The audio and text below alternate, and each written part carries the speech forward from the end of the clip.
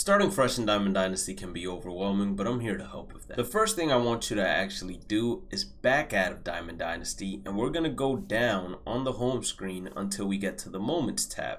Once you get to the Moments tab, enter the Moments, and in there you will find three categories: Team Affinity My Journey, Themed Programs, and Player Programs. The first set of moments that we're going to be focusing on completing are going to be the Team Affinity My Journey Jolt moments. You are going to have a moment for each team, so 30 moments in total. Completing these moments should not be too difficult. An average player, it'll take around 2 to 3 hours to complete, but there are ways that you can make these moments a lot quicker. For example, one game, tally 4 total bases. Instead of batting all at bats, if in the first at bat you do not get 2 total bases, then you just continuously restart until that is the case. Another example is, if you see that it's going to be a fly out, there's no point in letting it drop to the glove. Just pause it and restart. That's a quality of life change. You can restart before the play is even finished. Another hitting example would be one game, tally 2 hits. One of them has to be an extra base hit. If you do not get that extra base hit in that first at bat, just go ahead and restart until you do. That makes things a whole lot easier and less stressful. When it comes to pitching, if you need to strike out 3 hitters and it's in 1 inning, if you do not strike out the first batter, just restart until you do, because you only have 1 inning and you only get 3 outs. The last one would be something like strike out X amount of batters, pitch X amount of innings, and do not give up a run. If it only says that and it doesn't specify that you cannot walk someone, then what I do personally is I intentionally walk the first hitter every single time. That way the pitcher has a quicker delivery to home and I spend less time pitching. And the only downside to this is that unfortunately you are going to be at the mercy of CPU fielding when it comes to preventing that run from scoring if you are giving up base hits instead of striking hitters out. I think I said last but not least on the last one, but this is actually the last one. When it comes to get a stolen base, it might be a little difficult at first, but my biggest piece of advice would be you take a lead with R1, then you want to hold your analog stick that you send the runner to steal with down. That way, if the pitcher decides to pick off, you can instantly dive back to the bag.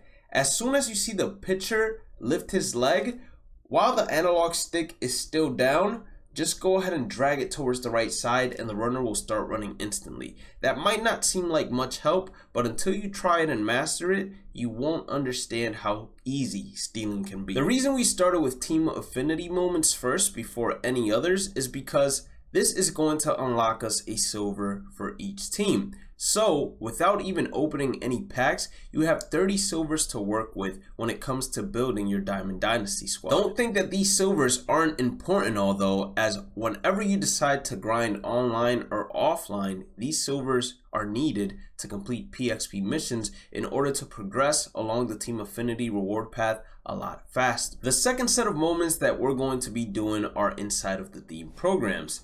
These are going to be the Spring Breakout program. These are the next moments we're going to focus on. There are going to be a total of 6 for you to do, which will give you a total of 25 program stars. With these 25 program stars, you are going to be well along your path to getting the final diamond inside of this program. But along the way, you're going to be picking up your first gold at 10 program stars, and that's going to be Jackson Ferris. Similar to the silvers inside of the Team Affinity program, these cards are also needed in order to complete PXP missions that will quicken your pace when it comes to completing this program, and you're only going to be 5 stars away as well from picking up Connor Griffin, which will also be needed for PXP missions. The Pipeline program is our next set of moments to complete.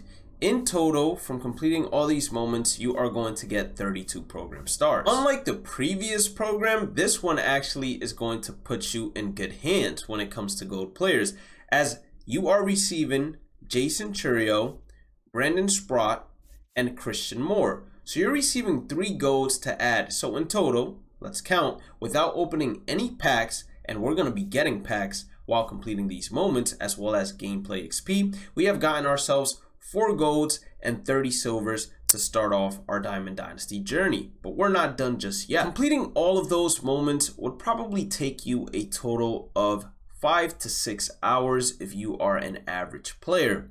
Once you have completed all those moments, I want you to go to the showdown. I want you to complete not only the spring breakout showdown, which is going to give you a total of 20 program stars, but I also want you to complete the starter showdown, which is going to give you 10 program stars towards a program that we have not yet discussed. While completing these moments and showdowns, you're going to be earning gameplay experience. Therefore, inside of the first inning XP path, you are also going to be receiving additional packs, experience, stubs, and choice packs. Now, as I've always said, before you go ahead and open up the choice packs, what I want you to do is now open up all the packs that you've gotten for pre-ordering the game, as well as all the packs that you've gotten from grinding out those moments and showdowns, just to see what your team is looking like. And then once you see what your team is looking like, then you go ahead and open up the choice packs and select players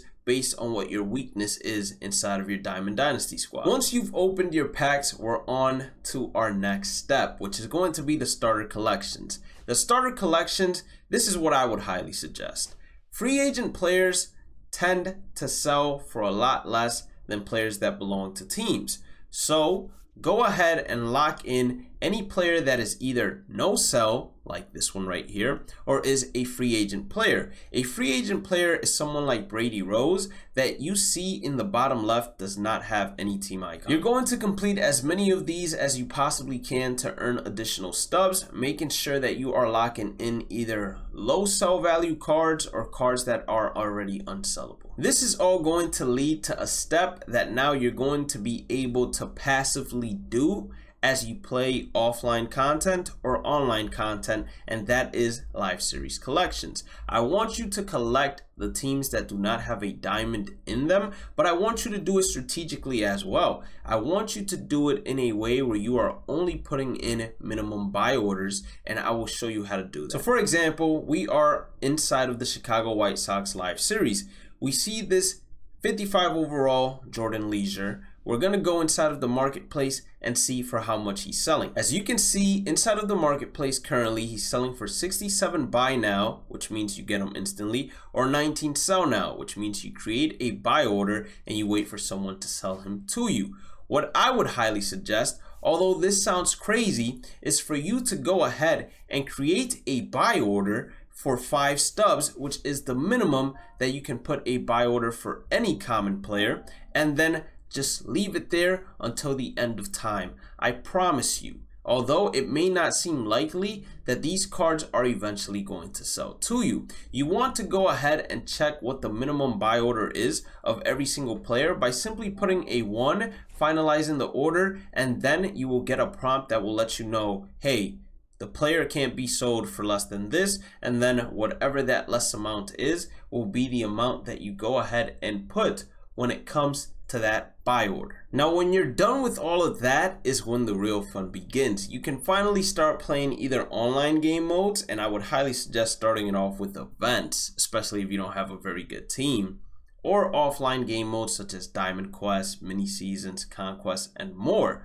Now, my biggest piece of advice, and I always say this, is you want to make sure that every single player playing on your team serves a purpose. So, as you can see, my current team build right now is full of Team Affinity players except for Joe Mauer, as there is no catching Team Affinity player for me to work for in terms of PXP. But once I finish the spring breakout moments or pipeline moments, there may be a catcher within that program that allows me to replace Joe Mauer and work on his PXP. In terms of the bench, you want to have players that you need to complete PXP for. That way, if you know all you need is one more plate appearance to complete Mike Trout, you have a center fielder ready to go as soon as Mike Trout has that last plate appearance. For starting pitchers, same thing. Bullpen arms, same thing. You want to make sure that when you're playing any game that you're working towards PXP missions or stat missions and completing it as efficiently as possible. Now, I'm not going to lie to you and tell you that this